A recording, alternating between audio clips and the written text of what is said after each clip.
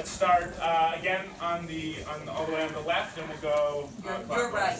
Oh, sorry, you're right. Good afternoon. My name is Brian Sims. I'm a healthcare policy professional. I work in quality and health improvement. And when I think about my reason for running for elected office, I think about the uprising in 2015. I think about our underperforming schools. I think about some of the corruption that we've seen in our politics. And then I think about something else. I think about how growing up, I was told that I was hard-headed and strong-willed. And at this point in 2020, I feel like that has come full circle. That strong-willed and that strong-mindedness in doing what people say can't be done and shouldn't be done. You have some people in this country and in this city that say, Baltimore is a city that no human being should want to live in.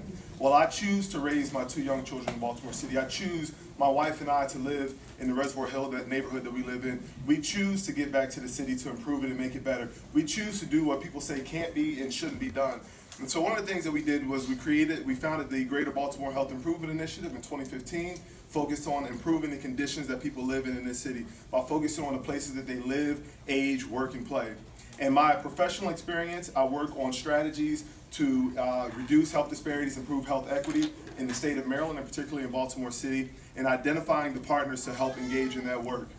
And so one of the things that I've learned is that we can't keep responding and reacting to some of the historical inequities that we've seen in this city and some of the policies and practices that have allowed these inequities and disparities to persist. So philanthropic efforts are necessary, they're important, and we need those efforts and we need those volunteers to do that work. But in order to make change systemically, we need to address the policies and practices that have allowed those things to persist. And so that's why I'm running for elected office. And so what I say is, this is a very serious time for our city. It's a very critical time for us to get the right leadership in office. And if you don't understand blockbusting, if you don't understand redlining, if you don't understand restrictive covenants and how that has restricted many in the city from access to wealth and wealth creation, and it have led to some of the disparities that we've seen, some of the poverty and historic levels of crime, then you are not the right leadership for this time here in Baltimore City. And so I want to leave you with, not only are my priorities around equity, access, and safety informed by my volunteerism and my professional experience, but they are achievable. And there are too many people in the media and in the public that say that we can't turn the city around and ensure a thriving city for all. So thank you.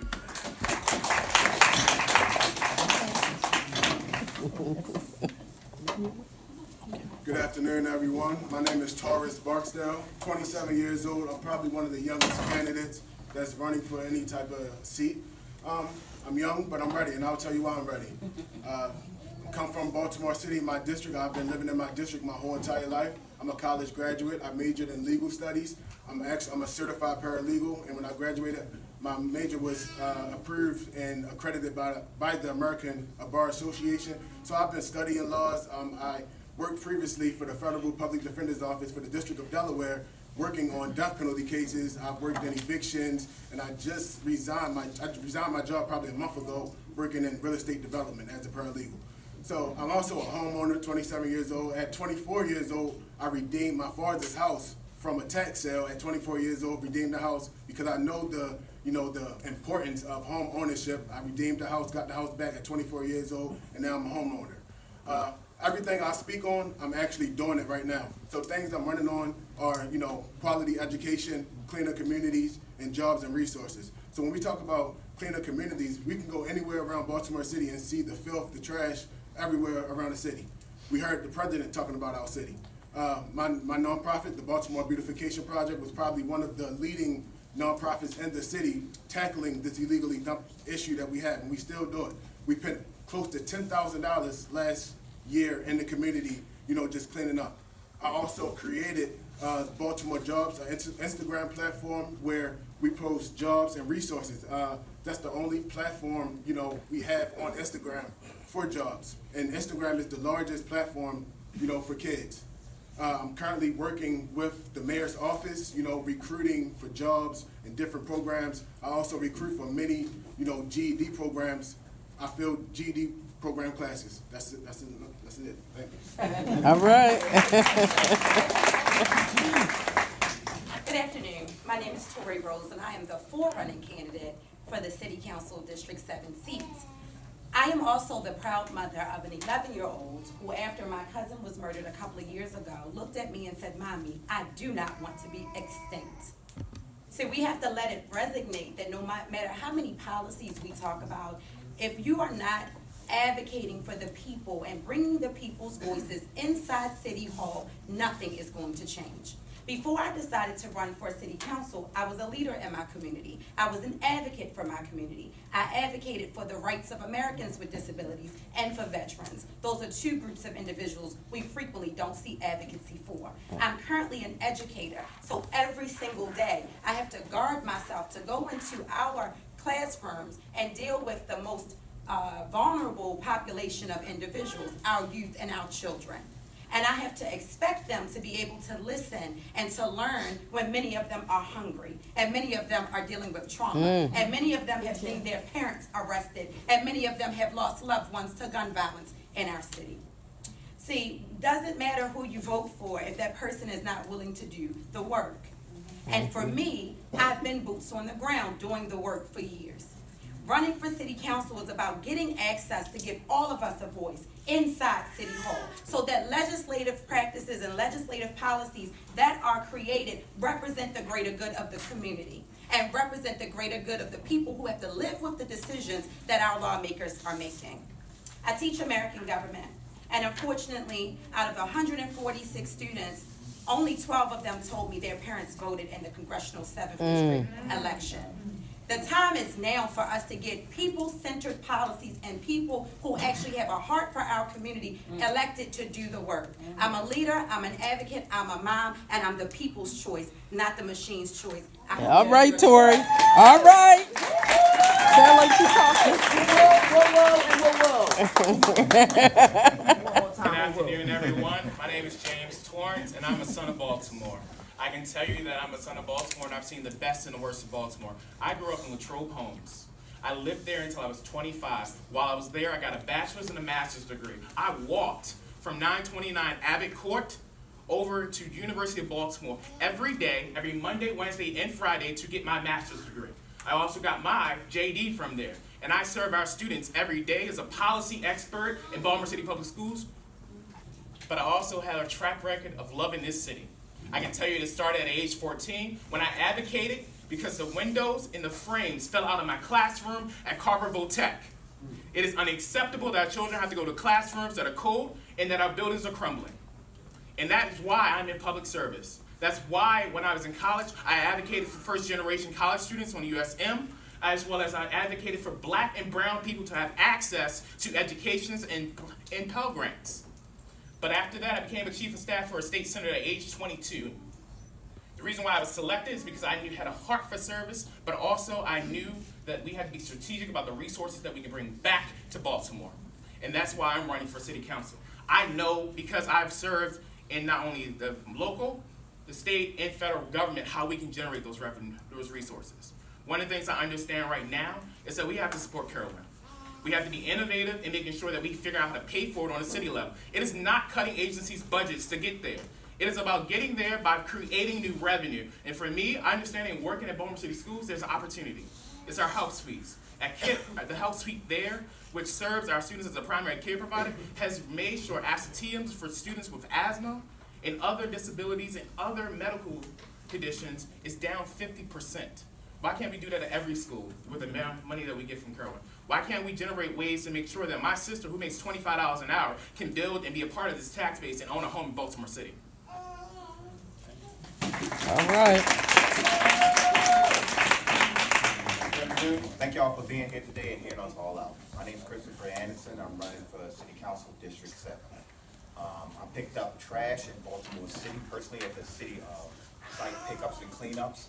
I marched with the 300 men. I marched when Freddie Gray when the riots. I was also at his funeral. I've been a community activist for a long time, working with other community activists in the city. I'm running for District 7 because I'm very, very, very tired of seeing the same politicians come up and use this community as a experiment or doing things to you guys on purpose. Some of the things that are in office that are happening to the community now are by design. A lot of people are afraid to say that, but yet we keep voting for the same people to go back into the same system, do the same things back to us again. I mean, how long does it take? One thing that really disturbs me is how long does it take to put air conditioners and heating in our schools for our children? And how many years are we gonna put up with it every year when they say we don't have the money for it this year? Next year, we'll try to get the money for your schools. And we got our children going to schools with coats on.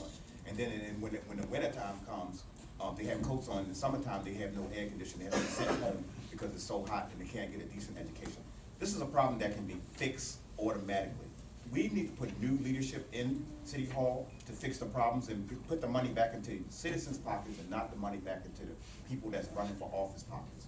The money needs to go to you. You need to see the money. You need to see the change in your city. We say we need a change, but we're afraid to vote a change. The Bible says in Hebrews 7:12, when the order of the priest changes, there has to be a change in law as well. We need to vote a change into the City Hall, and we need to be brave enough to say that we need a change. And if the city officials that's in there are not doing the best for your interest at this time, you need to be brave enough to vote them out and vote someone new in. I want to be that new person in to bring change to you who so desperately need it. Thank you very much. Thank you all so much. We're going to start where we ended and move this way. So the first question for all of you, as a bunch of you alluded to, you have a lot of community and boots on the ground experience. But as a grassroots movement that really does believe in those sort of organizing outside, of the halls of power as well, we're wondering if you could give a specific example of a action that you led and organized, and talk about how that went. Thank you. Thank you. That's a great question. And, I'm glad you asked it because a lot of people do say they've done stuff in the community and haven't done stuff. Tell the truth. Tell the truth, tell the truth. I personally have worked with several community activist groups such as the 300 Men March. I marched when the riots were happening in the district. I marched Uprising. with the uprising. I'm sorry. Thank you. Right, the uprising. When the uprising happened, I marched with the clergy march to actually quell the riot. That marched with several other people before then, but that march actually calmed it down. I've also championed body cams. I wrote the first petition for body cams, that wrote the first petition for body cams, and sent that petition all the way to the White House. That petition got pushed back to the states by Barack Obama, but yet we have body cams now. I wrote that first petition. It was announced, no one knew who wrote that petition. One day somebody asked me, they said, there's an uprising in your city, what are you gonna do about it? So I was like, only thing I really could do is like, I'm tired of this, I'm gonna write my elected official. This is one of the reasons I'm running, because as a community activist, I did so much, so I decided to actually do stuff in the government. So I wrote that body cam, and I never expected it to get so much attention that it did, but now we have body cams in our city because of that. Thank you very much. I have several, actually. First, starting off when I was in high school, led the effort. Our SGA walked out. We protested. Then Governor Ehrlich and then Mayor O'Malley. We protested to make sure that they found the revenue, the actual $8 million they needed to pay to renovate Carver. That was the first action. The second action was I led the effort to create access for students who are actually immigrants and getting free access to college while working on the USM board in terms of the greater out-of-college access. The other piece is I worked with Senator Bernie Jones-Rotwell to make sure that the doors of Bon Secours ER didn't close. I made sure we passed helped to make sure we passed the alcohol tax, which paid for mental health bids, cessation programs, to make sure that persons like my cousin who has Down syndrome, who no longer may have a guardian, had a person to take care of them when that family member passed. Also beyond that, I also helped during the actual unrest to train community people to be legal observers to make sure that our rights of our people in terms of saying what they need was not violated in Baltimore City. So I see many familiar faces in the room. You guys may remember Tory Rose, the connector. The connector came about because I had been doing the work galvanizing the strength of people to stand for those underrepresented communities, populations, women who were being trafficked, women and men of domestic violence. If we want to go back and talk about high school, being a proud graduate of Western High School, our senior class was about to lose all senior activities, and I was able to galvanize 243 young women to stand against the current administration at the time, the principal who was in place. However, let's move forward. I am currently on the board of Hug Don't Shoot. We've organized walks, protests, and marches across our city in current day. I also sit on the board of the FACE organization for ex-offenders. I'm a part of Positive Impact, where we have at least 50 individuals who go out into the community every week to make sure that our presence and our love for the community and our works are shown in the community. I'm an organizer, and I believe in giving people the empowerment they need to make a difference in their community. Yeah. I love that he asked that question, but grassroots efforts.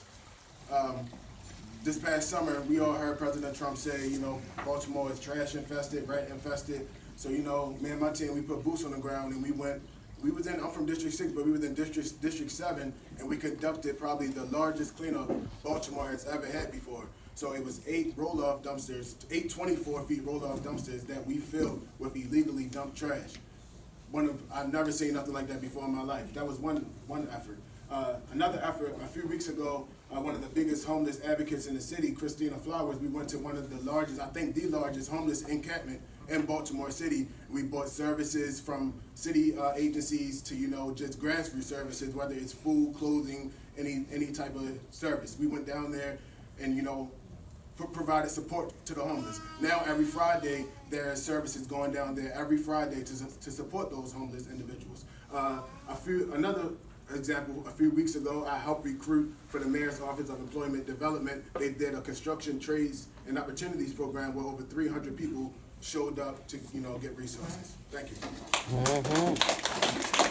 So this question is a bit challenging to answer because I don't know where to start or which activity or initiative that I've participated in that I want to focus on, but I'll do one that I think probably will span a number of questions that we might get this afternoon. But I serve on the Collaborative Planning and Implementation Committee with the Baltimore City Police Department and other stakeholders throughout the state. The purpose of that task force is to improve and reduce interactions between police and persons with behavioral health and mental health issues. This came about as a part of the consent decree. And one of the things that has been increasingly encouraging about that particular participation is all of the various stakeholders that are part of that group, between mental health professionals, youth justice professionals, law enforcement, healthcare workers. It has shown me what repairing relations with law enforcement looks like. It has shown me what putting the people first and the community first looks like. Some of the policies that we've come out with have improved the training for law enforcement and have identified resources for persons with mental health and behavioral health issues. And one of the things that has been increasingly encouraging about that is that I've learned from that are the ride-alongs that we've done with law enforcement and sitting with 911 and police dispatchers to hear some of the challenges they are faced with every day. And I have implemented some of those things that I've learned in the community that I live in and some of the persons that I encounter. Thank you. So, I guess this time we'll start in the middle. Am I the middle or is James the middle? You're and we'll go to your right. All right. After that. So, the Ritz-Carlton did not receive water bills for a decade. Yet we've seen rising water prices and foreclosures on private citizens. What will you do to change this dynamic? Well, I will continue to request and demand transparency. The Ritz-Carlton is just one of many businesses that we know had workings with a corrupt system.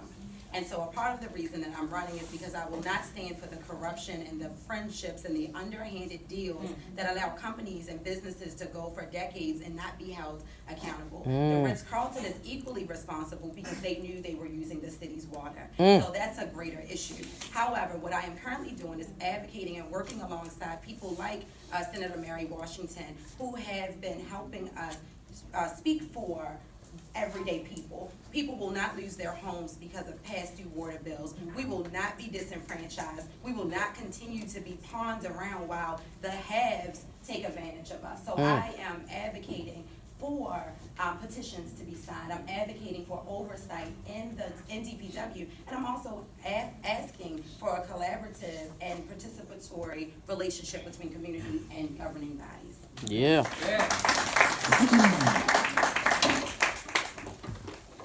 So we all know water bills is a huge issue within our city.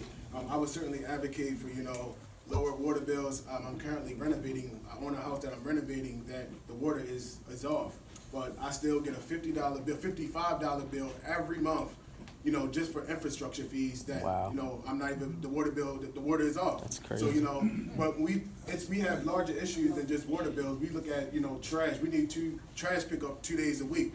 In my district, it was an area called, Cross Keys. They were getting trash 2 times a week. The only place in the city. And, you know, that's completely a disservice to the whole entire city where, you know, a wealthy area is getting 2 days of trash and the whole city is filthy and they only getting 1 day of trash. So it's issues between water bills and trash that we need to, you know, get on it right now. All right. So one of the things that I've learned meeting with people and speaking with people and now my experience living in the city is that we will not continue to practice municipal terrorism for the residents in Baltimore City. One of my priority areas around equity will ensure that we take on a process that doesn't impact adversely populations for the sake and the benefit of another. We've seen that time and time again here in Baltimore City, and the water bill issue with the Ritz-Carlton and others in the city is a prime example of how residents and those who are most at risk in this city are bearing the burden of the benefits and the breaks that some of the more privileged in this city get. And that is something that by my priority area of equity is ensuring that we won't continue that municipal terrorism for those in this city who are most at risk.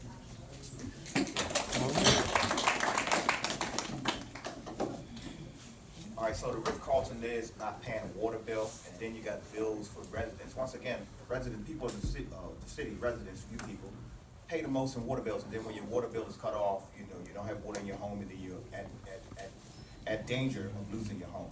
I don't think it's fair. I don't think you should have to pay a water bill at all. I think that should be in your taxes. My cousin called me the other day and said that the rain tax on his house is so much that he can't pay the water bill, he can't pay this bill, because there's so many taxes. I think the water bill, straight across the board, should not be taxed or bill. It shouldn't be a bill for city residents. It should be a tax. And also, you should be able to collect water and bring water in your house. They won't even let you do that. Soon they'll be charging a bill for air. I don't think something that's simple. Soon it'll be an air bill. You know, they make a bill for everything. But I don't think that water bill should be a bill at all. I think it should be in our taxes. That should be included, and you should get it for free. And that's what I want to see go forward. So speaking as someone who's worked in the Department of Public Works in the mayor's office, I can tell you the Department of Public Works is like your mother. You don't ask where the $20 come from. That's generally been the perspective of the city government since then. They're a self-sustaining agency. And one of the things I think we need is a Department of Legislative Services to actually look at their actual output, their actual performances, and think about how does that accountability look like. The council is limited in the actual powers that it can do, but one of the things is oversight. One of the things I know is that this city has been driving blind without data. And one of the things I've learned from actually representing people who were losing their homes to actual water bills, the city actually would ask you to make a fix to your house to prove that you made the fix to discount you the water. There's not actually physical people going out to check the water bill. This is why we need an oversight agency that's independent from the mayor's office and is responsible to the city council to tell us what's going on. Because you can't no longer listen to an agency head in a briefing tell you that things are going well. They're not. The answer is we need data, and we need accountability, and we need to make sure that the data is real and true to what we need in the city.